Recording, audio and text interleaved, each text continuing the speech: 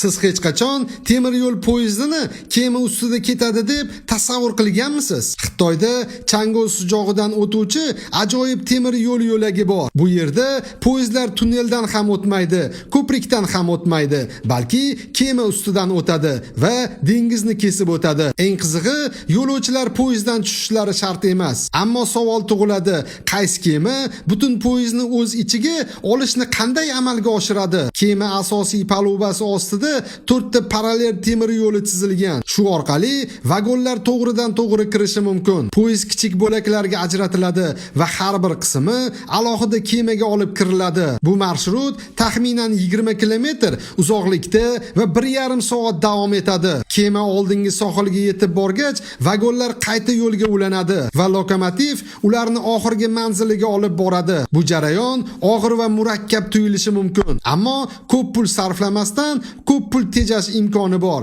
Chunki ko'prik yoki tunnel qazish kerak emas. Endi savol, agar sizda imkoniyat bo'lsa, shunday dengiz ustida kechuvchi poyezdga mingan bo'larmidingiz? Fikringizni kommentariyada yozib qoldiring.